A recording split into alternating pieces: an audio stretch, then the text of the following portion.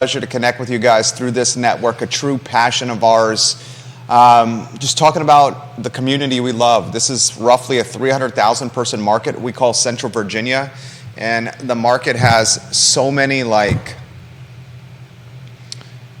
daily storylines. You know, I've been doing broadcasting in some capacity since I was a rising third year at the University of Virginia.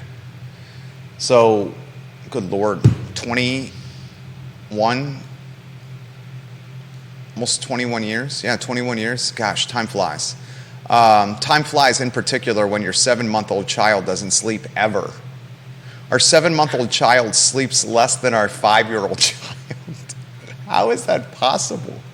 Literally, the 7-month-old sleeps less than my wife, myself, and our 5-year-old. Not that that's challenging by any means. The show airs on every social media channel. We encourage you, the viewer and listener, to offer perspective, ask questions, share your thoughts, even if they contradict with ours. A good example, Katie Pearl's comments yesterday contradicted with ours when it came to abortion, right? But we had no problem with that because we love Katie Pearl, KTP. She's awesome. And I don't necessarily disagree with her. I just... Are we two-shotting it here? No, I'm getting there. All right, because otherwise you're the voice of God. If you're not on screen, people are like, "Who's that guy? Who's that dude?" Granted, they know it's J-Dubs by now. I'm here. Hey, there's J-Dubs. Hello. Hi.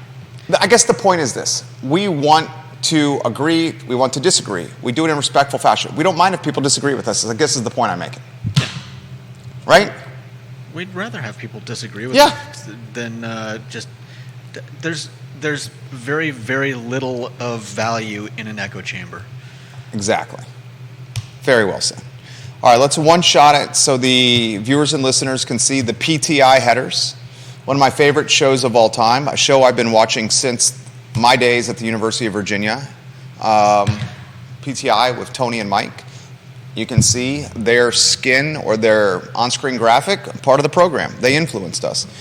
The whole concept of the show is to make this the water cooler of Charlottesville, where we utilize my ideas and Judah's ideas, and we aggregate them with your ideas, the viewer and listener, and like that, we have a water cooler of what's going on in the community. That's the whole concept of the I Love CVille Network. Aggregate content that's about Charlottesville and Central Virginia on a brand called I Love CVille and disseminate that content through smartphones and social media, which are in our hands at all times. It's the whole idea and concept of what we're trying to do. I would encourage you, the viewer and listener, to look at the headlines on screen. We call them the PTI headers as we pay homage to Tony and Mike of PTI. Rob Schilling is in some hot water, dude. He is in some hot water. The video all right, I'm gonna do this in unemotional fashion. Okay, Judah? Mm-hmm. You are the unemotional one, and I often look to your guidance as the unemotional one. Okay? So I'm gonna try to do the flip book of what happened, all right? And you hold me accountable if you think I'm allowing emotions to creep into my commentary, please, okay?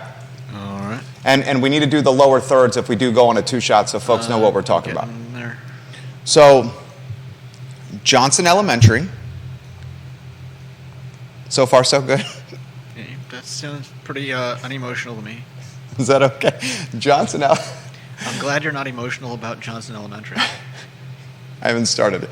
Johnson Elementary on Cherry Avenue in Charlottesville City. Philip Hamilton, it's not in Albemarle County. Don't rally the troops to go to the Albemarle County School Board meeting to politic against Johnson Elementary, which is in Charlottesville City. That mistake alone, Philip Hamilton, should cost you the election, not that you were going to beat. You're getting emotional. Creed-Eads. Okay. I think you're going to be Creed-Eads anyway. All right. Johnson Elementary, Cherry Avenue.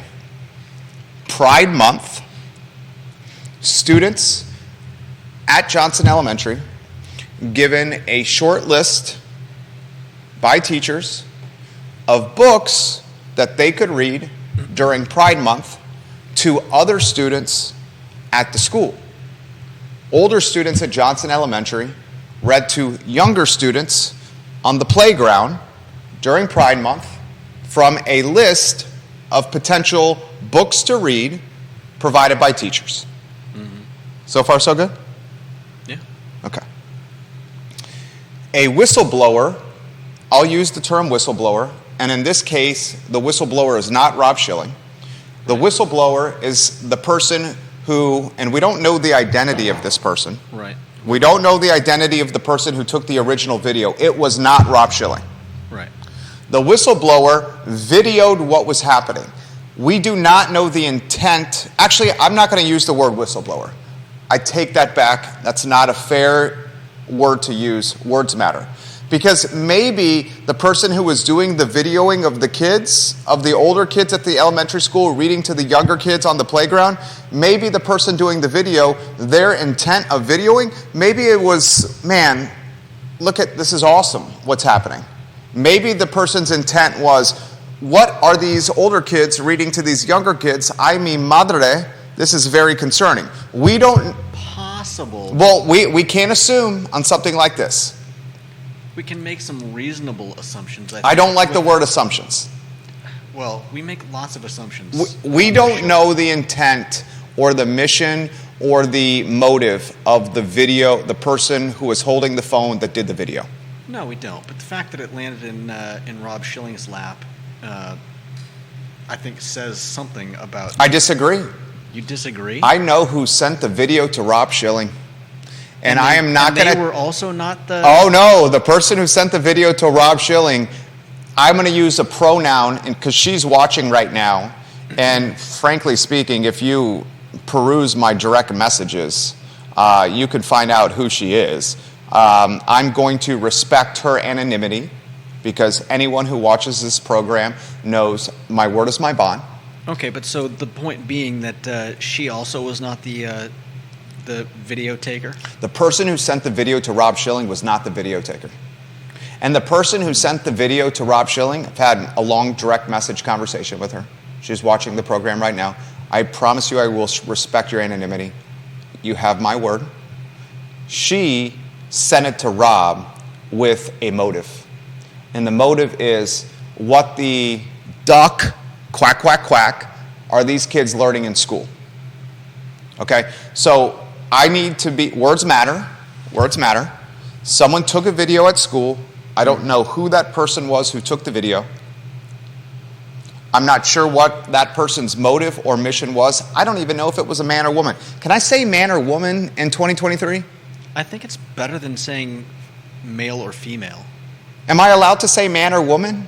Yeah, I think in fact, I think it's better than saying male and female. There's a little tongue in cheek. Yeah, I know. Still, I hear a lot of people calling women females, and that just is cringy to me. I don't know. Maybe What? Females is cringy to you? Yeah. Why? It's just, I don't know. It comes across as a little basement dweller-ish. Basement dweller? Yeah, like somebody that doesn't interact with women on a regular basis, going around calling them females. Does male make you cringy too? It's just an odd way of. It just sounds odd. Man, it's like a crazy time we live in, isn't it?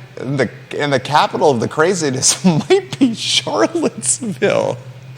All right, we're getting sidetracked. Yep. Someone took a video at Johnson. We don't know if that person was a woman or a man. Hey, I think it sounds good. We don't know what that person's mission was with the video, whether it was whistleblower or whether it was kumbaya. This is amazing. That video, like all videos do in 2023, started circulating. Imagine that. The video gets passed around from person to person. It gets in the hands of a woman that's watching the show right now that I've had a direct message conversation with, a lengthy one. I'd offered her advice and consultation. She knows who I'm talking about. My advice and consultation was remove yourself from this because you have, at worst, collateral damage in this community with people judging you and you're a business professional. And she said, that's good advice. She sent the video to Rob with an MO or a mission. She knew Rob, and Rob can't help himself. Rob then gets the video, broadcaster, WINA, at one time a 3-hour talk show, now down to 1 hour, Rob's show. Rob decides to take the raw video and edit it and produce it, and he does it in a way where he takes the Johnson Elementary logo and slaps it on the video, the Charlottesville Public Schools logo and slaps it on the video, and then has the genius idea of putting his business name and his business URL all over the video. He regrets that now, undoubtedly. Honestly, utilizing the Johnson Elementary logo and the Charlottesville Public Schools logo without approval, that might be in some capacity intellectual property infringement. And I know very well about IP infringement with the trademark I Love CVille, where Wegmans, the grocery store, was utilizing our trademark without approval, selling shirts of ours. Didn't work so well for Wegmans. And I'll leave it at that. So Rob edits and produces a video, Johnson Elementary logo, Charlottesville Public Schools logo, puts his business name and business brand and business URL all over it. Then he takes the produced video and he amplifies it. And amplification in 2023 means talking about it on social media, making it go viral, having attention drawn to it, talking about it on the radio, playing the content of the underage children on the radio without parental approval. Not only is he monetizing video without parental approval, but he's playing it on his employer, not just his network. I can do a lot more stuff on this because I own this. There's no one I call answer to, right? Yeah. I own this. Rob's got Garrett Klingel as general manager to answer to. Garrett Klingel, Garrett, are you watching? G-Man, oh, G-Man is watching. What's up, Garrett? He's the GM Charlottesville Radio Group. I can assure you Garrett Klingel had no idea that Rob was going to play this video live on air. Yeah. I know Garrett Klingel. He is a stand-up guy. He's a reasonable guy. He's a community-oriented guy. Garrett Klingel just wants to play it down the middle, keep the lights on at Charlottesville Radio Group, and keep the advertisers coming in. That's all Garrett wants to do. He wants to be a good steward of this community. Garrett, is that fair? I feel like I'm depicting you very fairly. Okay? I would call Garrett a friend. All he wants to do is be a steward of this community. Is that not right, GK? Rob plays the video on air. I can assure you Garrett Klingel did not approve that. Right. Once the video is amplified, a video of underage children without parental consent that he monetized on his website, Rob, Fox News picks the video up and in a 36-hour period plays the video on a global news network. And any global news network is going to have some crazy people watching it, whether it's CNN, whether it's MSNBC, whether it's CNBC, NBC, Fox News. Fox News has got sane people. Fox News has got moderate people. Fox News has got Democrats watching to see what the Republicans are thinking. Undoubtedly, Fox News leans conservative, but we can say any global news network has lunatics watching it. That's safe to say, right? You agree? Yeah. I didn't hear all of that, but yeah, it's probably a lot of lunatics. And here's something from Anonymous. I don't know if you saw this yet. Well, I'll get to the comments in a second. I don't want to lose my train of thought. Okay. So 36 hours, like the news cycle goes, these stories go like hard 24 hours, 36 hours. This Johnson Elementary went hard for 24 hours, 36 hours, okay? Parents literally found out on Twitter that their children's likeness means their faces, their identities, were aired on Fox News without their approval. That's how parents found out, on Twitter, that Fox News was airing their faces on television. Okay?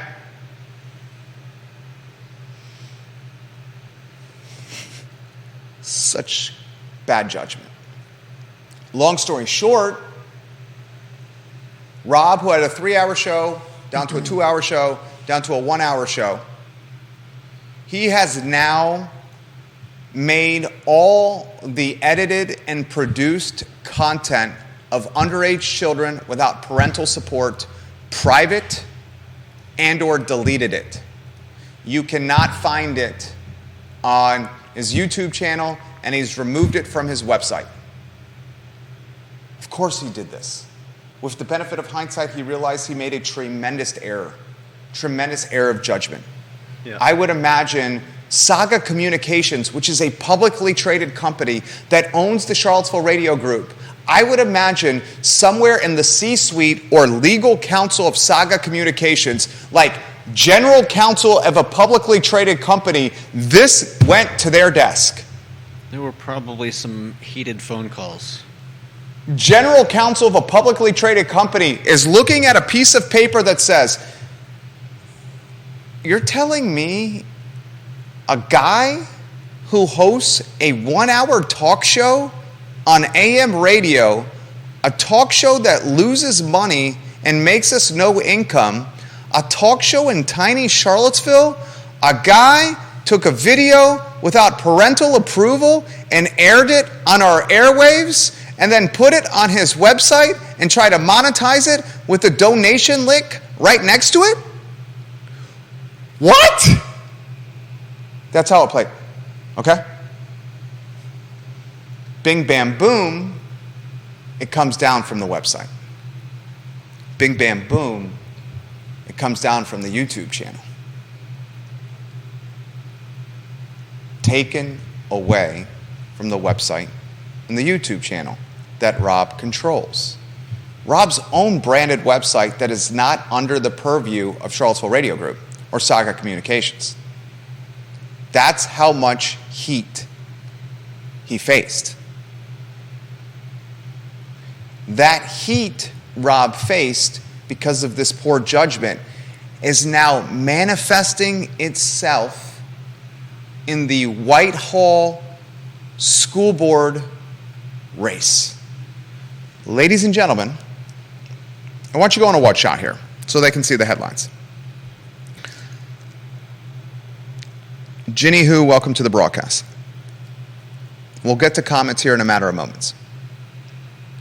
Sarah Harris, who is extremely progressive, former teacher, now a substitute teacher within the Albemarle County Public School System, the co-founder of Forward Albemarle.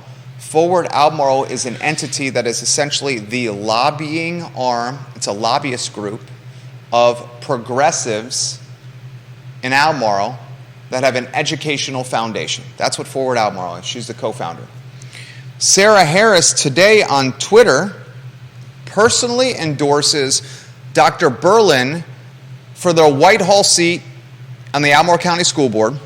Dr. Berlin was the woman, who replaced David Oberg, who surprisingly resigned late last year from the Albemarle County School Board, citing health issues and family issues. His father was deeply sick. So Berlin gets appointed as Oberg's replacement. Now Berlin is running for a full-time seat on the Albemarle County School Board. There are 4 of 7 seats up for election this year. Berlin's going after the Whitehall seat. Berlin has competition, J-Dubs. Berlin is progressive. She, I would say, is liberal, right? So her competition is a woman, Yeah. is a woman named Joann McDermid. Sarah Harris is now putting this in the spotlight. And Sarah Harris has influence and clout. She's the co-founder of Forward Albemarle. Sarah Harris has influence and clout that should not be underestimated. Sarah Harris on Twitter 5 hours ago not only endorses Dr. Berlin, the replacement of David Oberg, the liberal Albemarle County School Board candidate, that has announced she's going to run for 4 more years, an election that's happening in November. Her opponent is Joann McDermid, who claims to be an independent. She claims to be an independent. She's doing fundraising right now, Joann McDermid, the independent. But Judah, in the process of doing her fundraising, she takes some fundraising dollars and kicks $2,623 in consulting fees to Rob Schilling. Those $2,623 in consulting fees to Rob Schilling undoubtedly offer branding, website, and consultation to help Joann McDermid get elected. Here's the nature of campaign finance and the allocation of campaign finance funds. It's public record. It's public record. It's public record. Judah, it's public record. When you get money from people and you allocate that money that you get from people in a campaign, you have to legally document where that money goes. Now we have a candidate in the Whitehall district. Sean Tubbs exposed this. Sean Tubbs is a hell of a reporter. Now we have a candidate in the Whitehall district who is claiming to be independent, who thought it was a good idea to spend $2,623 with Robbie Schilling. Despite Robbie Schilling last week being in the global news of taking video of underage children without parental consent and monetizing it and airing it on the radio.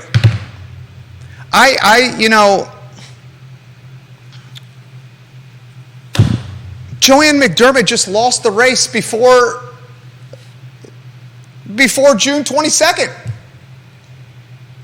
Once this tidbit from Sarah Harris takes a screenshot from Sean Tubbs' community engagement newsletter that says Whitehall School Board candidate Joann McDermid claims to be an independent, but that's not what her campaign exponential report suggests. This is Sean Tubbs. That's Sarah Harris's writing. From Charlottesville Community Engagement by Sean Tubbs, McDermott's campaign spent $3,670 during the period, including $2,623 in consulting fees with Rob Schilling, a former Charlottesville city councilor and a talk show host on News Radio WINA. Judah Wickhauer, two shot. And if you could put the right lower third on screen. I think I've got the right one on there. Why? Why would it be a good idea to hire an embattled, embroiled, I need another word that starts with E, that's embattled or embroiled, so I could do some alliteration. Viewers and listeners, help me out. Another word that starts with E, embattled, embroiled. I love the alliteration. And if it starts with E, M, and B, embattled. That's even better. Embroiled. Give me another one. Come on, viewers and listeners. Embittered? What? Embittered? I don't know. Jim Hingley, if you're watching, you're a wordsmith. Help me out. Oh, I got one. Why would it be a good idea to spend $2,623 in consulting fees with an embattled, embroiled, entangled, and embarrassed? There you go. Rob Schilling. When you know that this is public record and is going to get out to the world, I sincerely am asking this question. I think in smaller places, smaller towns, smaller cities, these things just don't seem as big. They don't seem as, I think some people just don't, if you're in New York or Los Angeles, you kind of expect this kind of thing. Exiled, Carly Wagner. Especially if you're in politics. But, in smaller towns where more people know each other walk by and see each other on the street and just know their names, I think there's less consideration of this type of, the fallout of something like this. How would you characterize the optics of this non-emotional Judah? And furthermore, how would you think the optics of this are going to be utilized in an election that's going to be heated, contested, and under the microscope?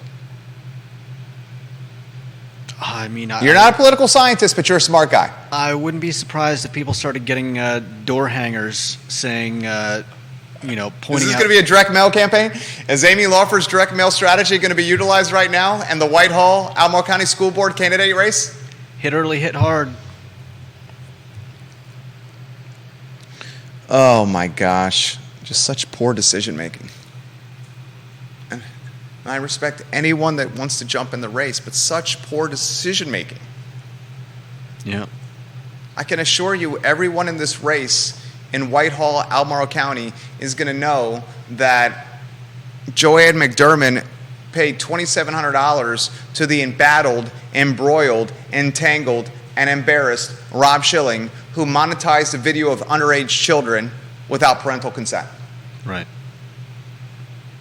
Ay, mi madre, ¿qué estás haciendo?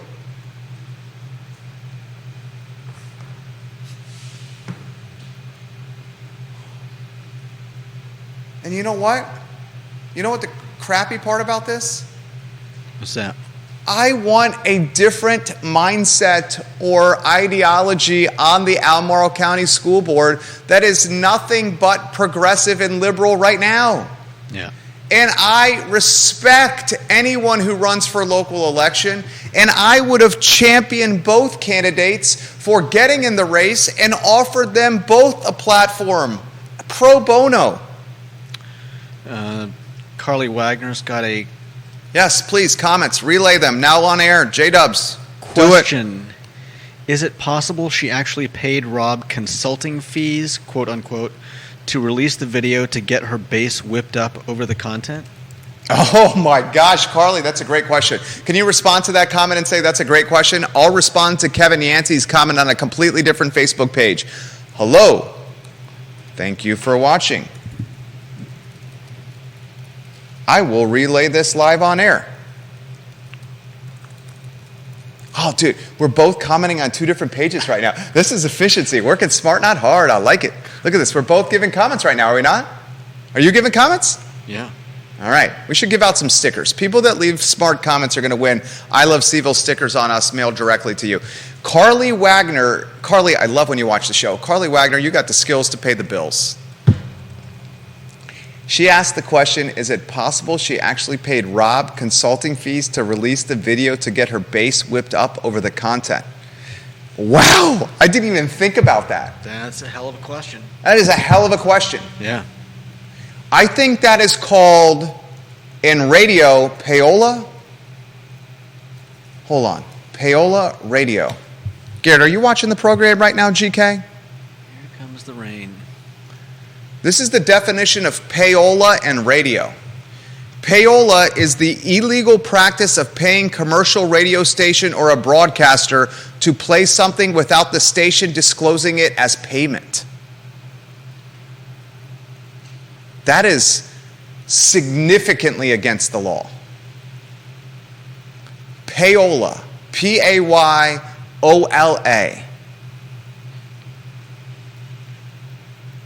Jesus, I didn't even think about that.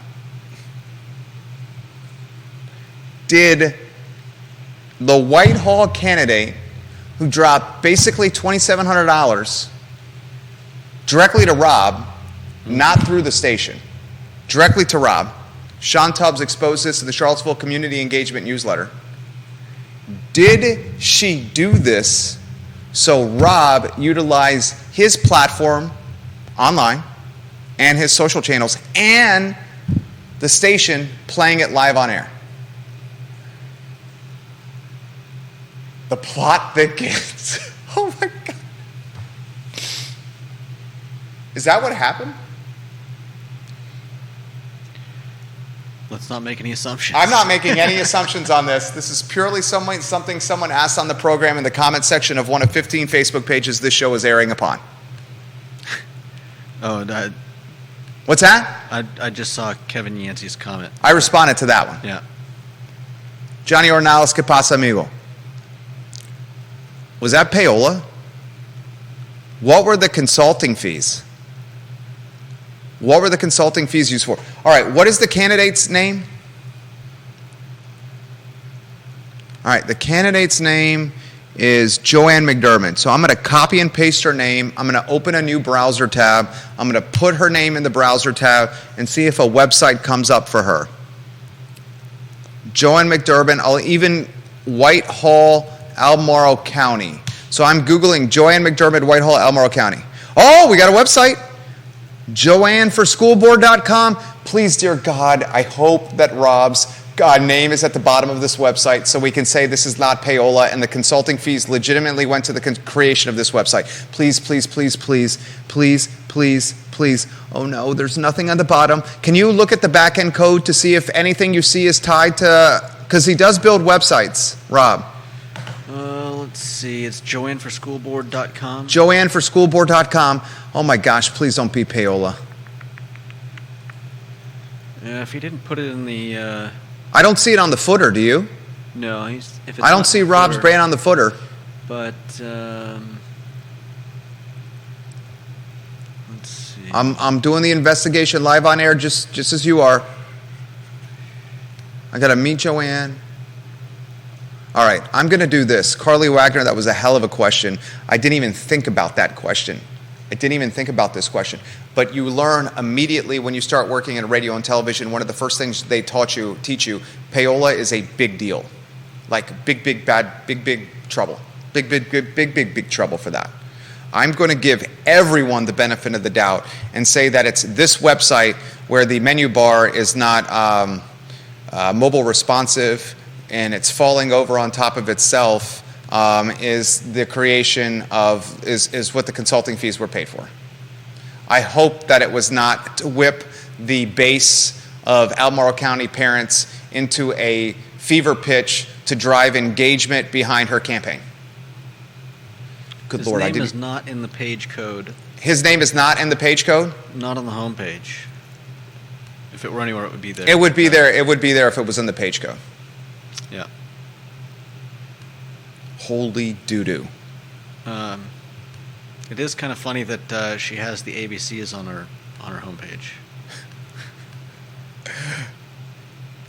Right above the fold on the website. You're saying the ABC? Right below the fold. Yeah.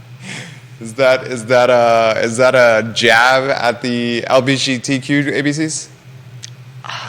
It's just a curious irony, coincidence. Yeah. All right, I'll say this.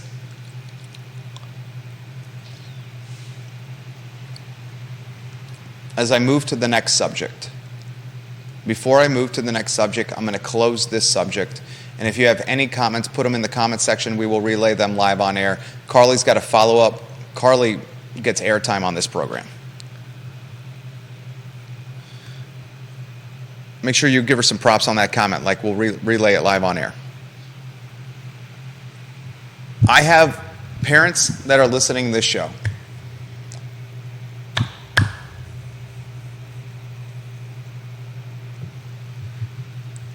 I have zero problem that someone videoed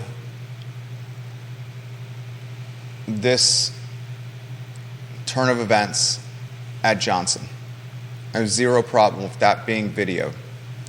I have zero problem that that video made it in the hands of many in the community.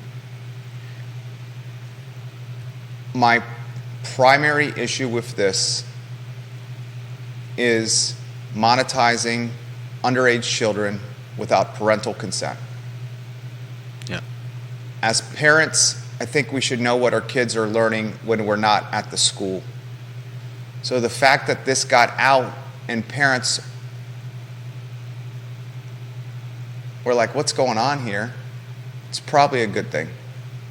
Yeah. My only issue is the monetization of underage children without parental consent. If I saw one of our sons in this video, I assure you, I would do every ounce of, what's the word I'm looking for? Not retribution, seek. I don't know. I would pursue every ounce. Pursue every avenue of legal recourse. Yeah. Yeah, I mean, if somebody... And I'm resource network connected and... Well, it doesn't matter. I mean... motivated, vindictive. The fact is, you shouldn't be putting videos of... I mean, some people are extremely careful of putting videos of their own kids on Facebook, much less having some random person take a video of your kids and having it end up on Fox News.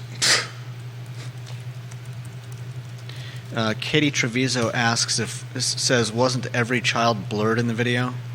No. Every child was not blurred. Multiple parents have reached out to me with legitimately stop stills in the video with them utilizing the editing function and circling their kid's face and says, this is our son. Don't mention it on air. Yeah. You can see it in the DMs. I have had let me be very realistic. I will say it's between 12 and 24 sets of parents screenshot the video, stop it, pause it, and say, this is my kid, circle it, and send it to us. Well, Carly mirrored your statement, or perhaps you mirrored hers, in saying that either way could be a quid pro quo. I hire you to design my site, and it would really get my base engaged more if we make the parents' choice and knowledge of curriculum a hot topic. There you go. This is a mess, dude. She also went on to comment, weaponizing and politicizing kids is gross, and a knife that cuts both ways, as we're seeing now. Yeah. Give Carly props. Make sure you're responding to... Yeah. Carly, you get a I Love CVille sticker. You made the show better today. Let's DM her after the show and send her a sticker on us. We cover all postage. Weaponizing and politicizing children is gross. Yeah. Yeah. Doesn't matter which side of the aisle you're on or what it is you're trying to accomplish. Why do we not know this? What's that? Why do these folks not know this? They're adults. I think sometimes, how'd you put it? Sometimes... you can't see the forest through the trees. Sometimes, yeah, the desire to get the news out there or to, whatever the reason is, overrides common sense, I think. Deep Throat on Twitter. The law on the Schilling thing is interesting. No common law right of action for misappropriation, right of publicity in Virginia, only statutory. For unauthorized use for advertising or trade purposes has generally been held to be narrow with wide latitude for anything that might be considered news gathering. Perhaps in bad taste for Schilling to spread it, but doubt any legal jeopardy. Your Legal Eagle viewers with more Virginia experience than I have may have something more to add, however. Yeah, good comment from Deep Throat. I think that had more to do with just the barely. How am I trying to put this? The legality of using the video, and less to do with the children portion of it. His comment. I don't understand what that means. His comment seemed directed more on where he says common law right of action for misappropriation / right of publicity in Virginia. I think he's saying that he doesn't think there's anything against the law in using a video for what he's using it for. I don't know that Anonymous is addressing the child portion of this whole debacle. This is what Ginny Who said. Jerry and Judah, I agree the whistleblower was needed. The monetization of the video was not.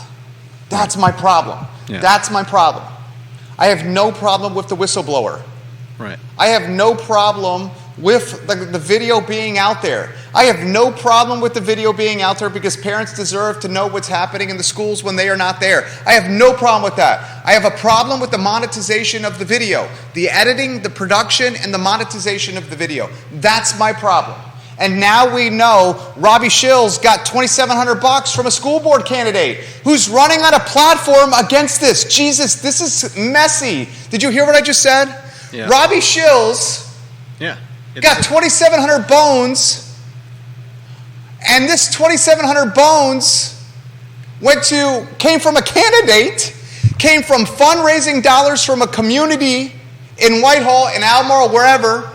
$2,700 went from a candidate to a individual who amplified a video that is going to rile up the base of the candidate who gave Robbie Schill the 2,700 bills. Judah, did you see that? Yeah. This is a mess. It is a mess. This is a mess. The chain of... the optics on this are horrible. Yeah. Did you read the Sarah Hill Buczynski comment? SHB. I love SHB. Sarah Hill Buczynski. I did not read it. Please read it out loud. Is politicization of children by the left more, quote-unquote, acceptable than politicization by the right? No. I certainly hope not. I hope we would all view these events the same no matter who is politicizing. Yes! Everyone gets held accountable. If this was done on CNN, dude, if this was done on CNN by who? Graham Page, one-time chair of the school board, actively on the Albemarle County School Board, I would have a problem with this and bring it up. Yeah. If this was done by anyone, I would bring it up. You know why? Because it's wrong. You don't monetize content of underage children without parental consent. It's wrong. Mm-hmm. There's a reason we haven't played the video on this show. I think oftentimes it is easy to ignore things that happen if they're how do I put this? If it's right left, if you're aligned with a particular viewpoint, and I saw this example. I saw this made an example very well for me recently, where somebody responded to a question about whether or not something or other was right or wrong, and the reply was, well, if it was such and such group rather than the group that you're talking about, how would you respond to it? And I think that's a good it's a great question, a good watermark for ourselves when we get outraged about something, or when we say that something is perfectly fine, is paint it in a different light, switch the side that it's about, and see how you would respond to it then. And I think that speaks volumes, and can help us get out of our own way. Whose money on Twitter? I love Twitter accounts where the person doesn't use their name and they use a fake profile picture. Whose money on Twitter says this? Jerry, to be frank here, you absolutely know that it's not the case. If this was shown on CNN and MSNBC in a positive manner, every Tom, Dick, and Jane from Charlottesville would be so overly proud that their school system was recognized. Well, that's a travesty. Sarah Hill Buczynski goes on to say, agree that monetization is gross and that you would call it out. I mean, outrage from the general CVille public, perhaps. So I think she's Kevin saying, Yancey makes this comment. How is something that happened in the city have any correlation with Albemarle County Public Schools? I have an answer for that. Why don't you go first on that one? I mean, you probably have a better answer than I do. I was just going to say they're not so far apart. There's an invisible line that separates Charlottesville City and Albemarle County Public Schools, and no one knows where that invisible line is. And Charlottesville Public Schools and Albemarle County Public Schools have the same ideology. To say that this is siloed to Charlottesville Public Schools and will not matriculate into Albemarle County Public Schools is to not be in touch with reality, because no one knows where the invisible line is, and we go across that invisible line every single day. How's that for an answer? Yeah. I got to respond. Kevin, are you responding to comments while I'm responding to comments? I don't know. I see how hard it is. I've been doing this for 3 or 4 years. You've been doing this for 3 days. Yeah, well... I mentioned this live on air. See how hard it is? That's why I'm asking for some help. Vanessa Parkhill also has a comment. I think I read Vanessa. Oh, she's got a follow-up. Darn it. I'll respond to Vanessa's follow-up. You relay it live on air. Hopefully I'm relaying the right one. We'll read them both, then. Please, sir. Her first comment was... Well, let me just read her whole chain. So what legal recourse is there? What legal recourse is there for having those kids in the video? I don't know. She then says, so if the video is shared with no school info and kids' faces blurred, that would be okay? No. I don't think that would be okay. I don't... If you're saying kids are... Okay, you're saying if... Okay, let me unpack with this. If the video was played live on the radio without parental consent, that's not okay. Because the concept of a radio show is to make money. Okay, but let's take the money out of it. Let's take the money out of it. The problem I think most people have with the video is the monetization that Rob tried to do. No, ultimately nobody cares about the monetization. What? Look, if we find you've used city council videos. Those are adults. I know. The point being that, yes, the monetization is one thing, but the bigger issue is showing kids' faces without their parents' approval on a monetized platform. It doesn't even matter. Like, you shouldn't be taking video of someone else's kids and putting it on Facebook. All right, well, devil's advocate with you. Who cares that it's not being monetized? Devil's advocate with you. How's that any different than the parent at the basketball game taking videos of little Johnny hitting a jumper at the buzzer to win the game, and little Johnny does it in the face of little Stevie? And mommy and daddy are so proud of little Johnny hitting the game-winning 3 at the buzzer that they don't give a rat's ass about little Stevie guarding little Johnny, and they put it all over social media. How's that any different?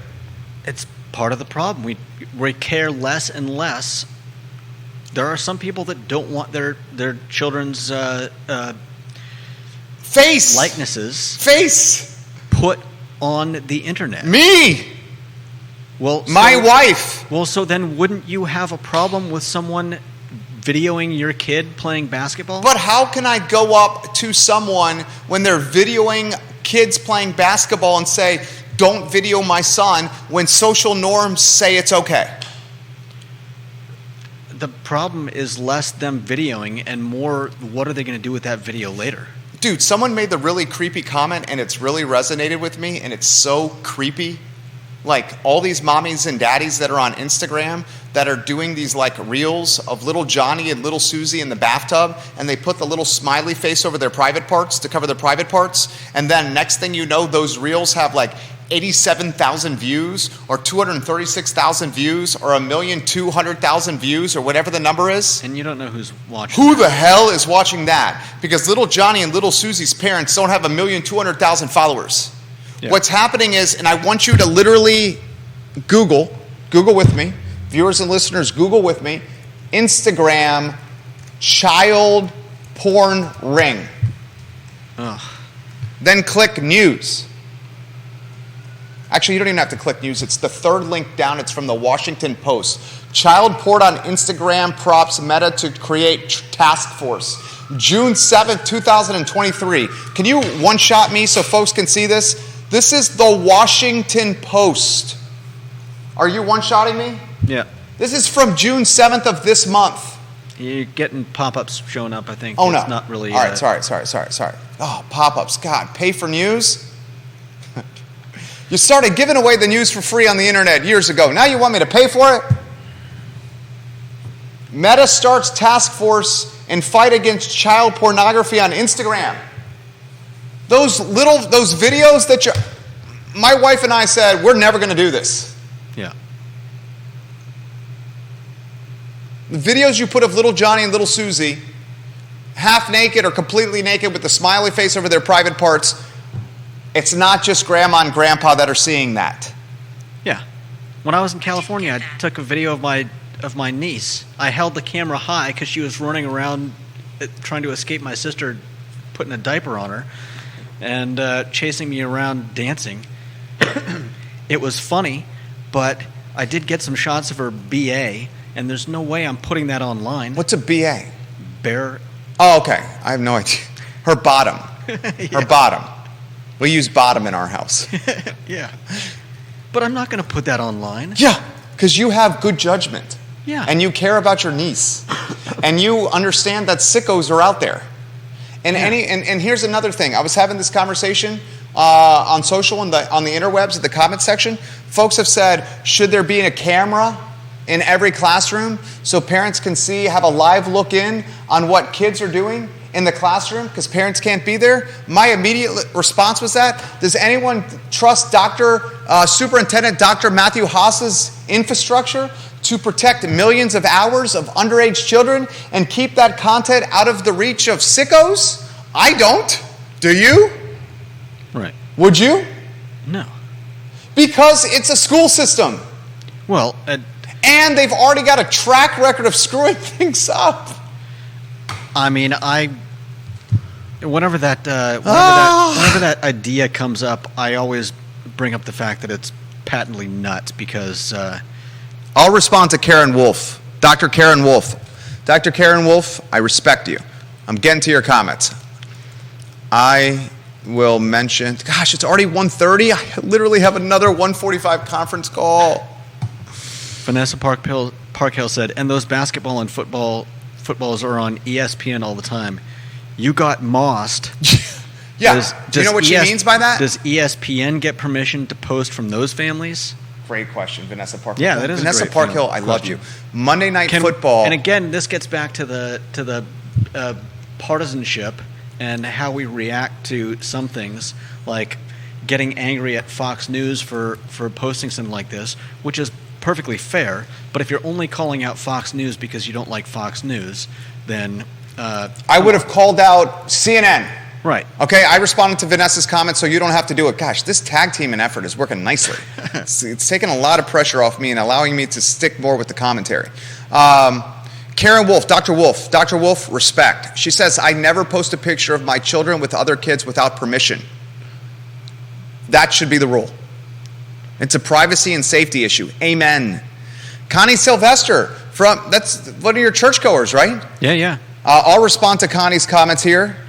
I've been to the Sylvester's house for at least one Super Bowl, and I think a New Year's Eve party. They're a lot of fun. Plus, I got 13 minutes before a conference call. They got a great pool in their backyard. Running out of time. Connie Sylvester says, if I had a grandchild at the school and they had been exposed to the terminology in the assembly, I would be far more disturbed by their innocence being shattered than by a video where the kids are indistinguishable. They're not indistinguishable. The parents are sending me pictures, screenshots of the video with their kids circled and identifying them. Oh.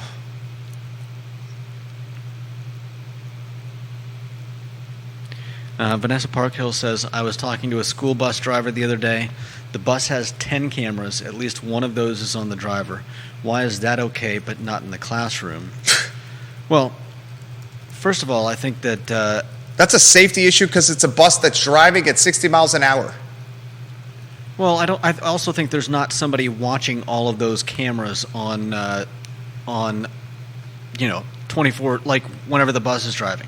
The problem with schools, I think the problem that nobody mentions that doesn't have anything to do with whether or not you want somebody watching your kids on a classroom camera is that who's going to pay for every single classroom in just one school, not to mention every school, to have cameras installed?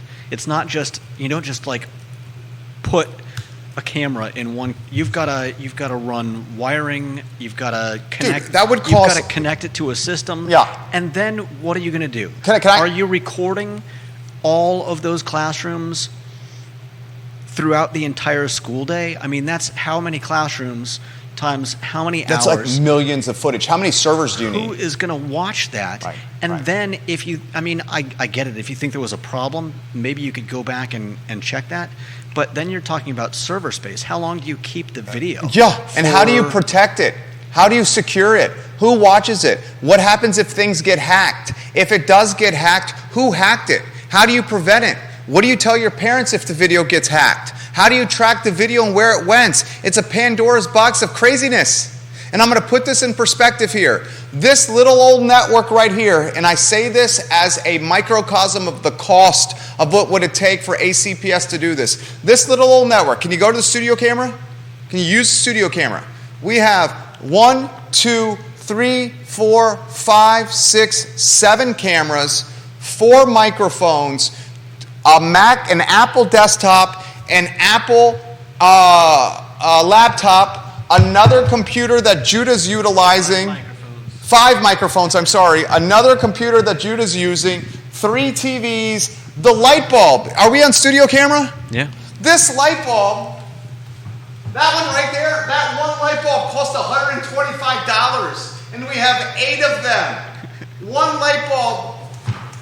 That one light bulb costs $125. Judah, one light bulb. Yeah. This entire network is probably $35,000, $40,000. Albemarle County, let's utilize taxpayer dollars to build a digital video network in every classroom. That would cost, I wouldn't even be able to spitball what that would cost.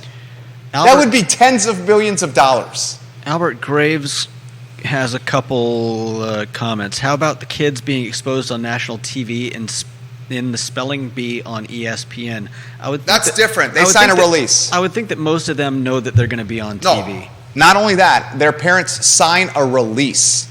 And I would bet you Vanessa Parkhill with the You Got Moss stuff on ESPN. Randy Moss does a segment, former wide receiver, Minnesota Vikings, former wide receiver, New England Patriots, a Hall of Famer, went to Marshall University, played basketball with Jay Williams growing up, White Chocolate, the point guard. Randy Moss, Florida State University ties. Randy Moss, just a stud, has got a segment on Sunday night, Monday Night Football. You Got Mossed. And he's showing videos of highlight catches of kids. I would bet you before ESPN airs that content, they got parental consent.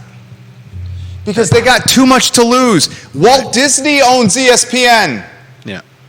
Albert Graves also asked, bus going 60 miles an hour warrants a camera, but an adult ruining your child's life doesn't? I'm not sure how to respond to that. Not sure how to respond. We have 8 minutes. Oh. That sounds like a very specific question, and I don't know that putting a camera in every single classroom, in every single school, in every single city and county and town in that would be a disaster. In the United States would help one specific instance. And of course, you're talking about instances that happen more than just once. It's, but still. The whole concept with the PT... Who's going to watch all those videos and parse all that information and catch that, that 1 in 1,000 chance of something bad being caught? The whole concept with the PTI headers is for us to stay on track so we can go to other topics. But here we are, 67 minutes in with yet another heavy hitter conference call at 1:45. And we have not touched on... Sally Hudson. Did Sally Hudson make a mistake challenging Creed-Eads? That's what the Daily Progress asked today. And the impact of upzoning and Coach Julie Myers resigning with UVA lacrosse. I want to touch on those subjects briefly, and I promise I will bring them up tomorrow. Carly Wagner, please direct message Carly Wagner, and please let's send her a sticker. Okay? Please, please, please. She says, gentlemen, I want to play devil's advocate here.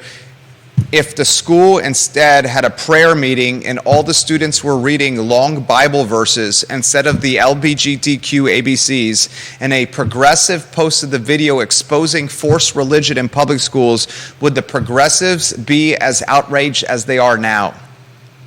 Absolutely.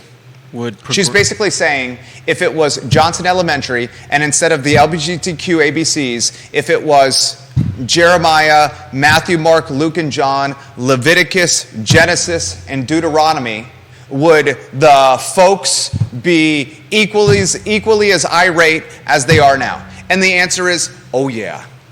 Absolutely.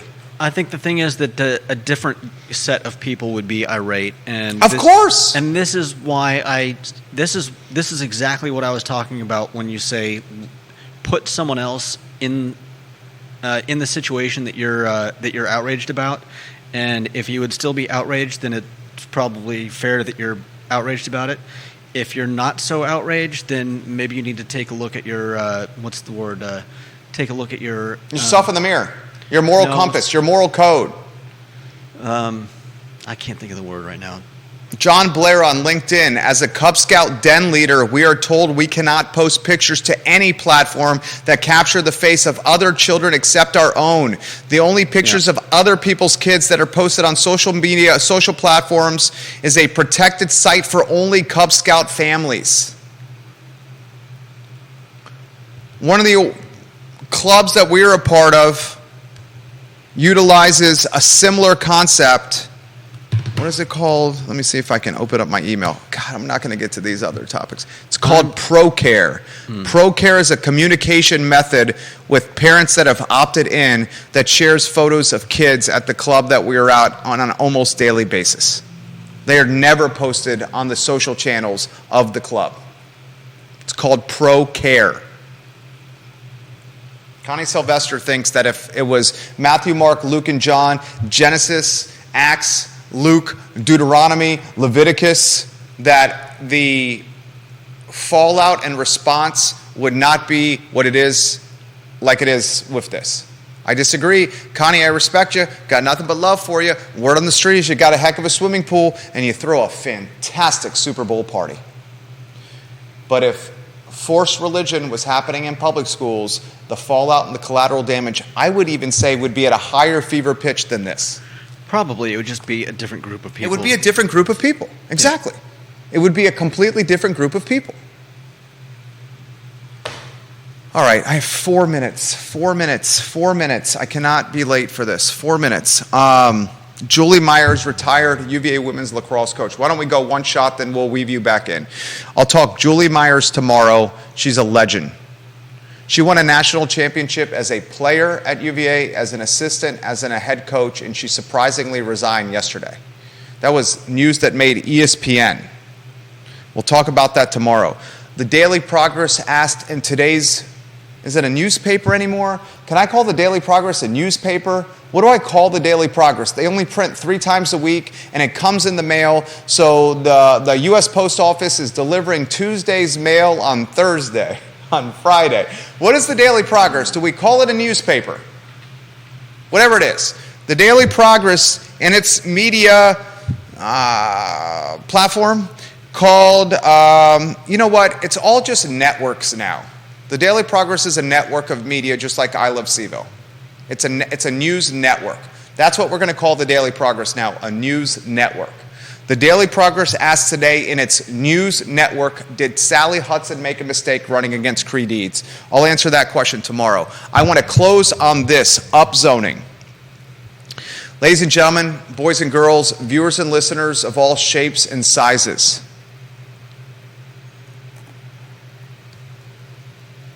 now that Natalie Oshrin won a spot on Charlottesville City Council and Big Balls Bobby Fenwick came in dead last place, we can read the tea leaves and understand that upzoning is going to materialize in darn near full capacity in this city.